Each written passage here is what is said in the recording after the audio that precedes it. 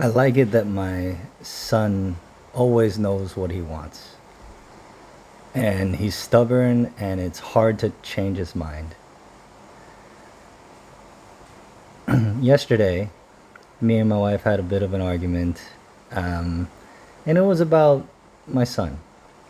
And he's in the terrible twos. He's developing his own identity, and his own identity happens to just be extremely independent, likes to do everything himself, and will fight you till no end if he thinks he's right or if he doesn't want to do something.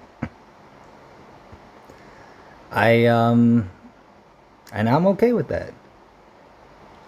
My wife, however, thinks that he should be more disciplined, more well behaved, and just a very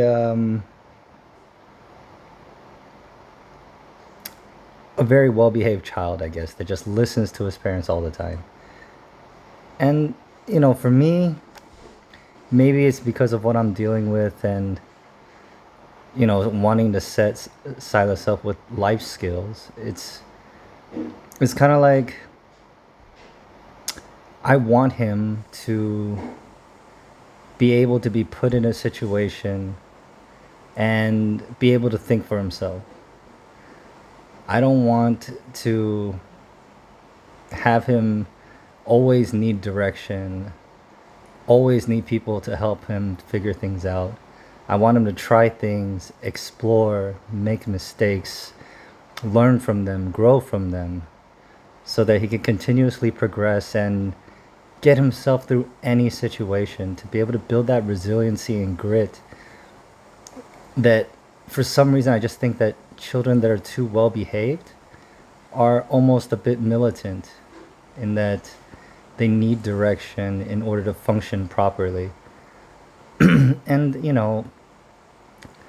it's just my opinion. It's just something about really well behaved children that almost makes me feel like they're not getting a chance to be children. And when I see Silas causing mischief, running around, and just marching to the beat of his own drum, it makes me happy. I think that it just gives him experience and courage, and the ability to just try things. Now, when he gets older, of course, he needs to learn discipline in following things through, but at 2 years old, 3 years old, I think it's just time to explore, it's time to learn, it's time to make mistakes. And he's going to get a few bumps and bruises, and that's fine. He'll learn from them and he'll grow from them. If he doesn't, then we'll have to teach him. But I don't know, it's just a difference of opinion that we had, and it's just something that I think probably the disease is probably exacerbating, and that I feel like I need to set him up with the tools earlier. But yeah, I was just reflecting on that this morning. In terms of my health, my taste buds are coming back, which is great.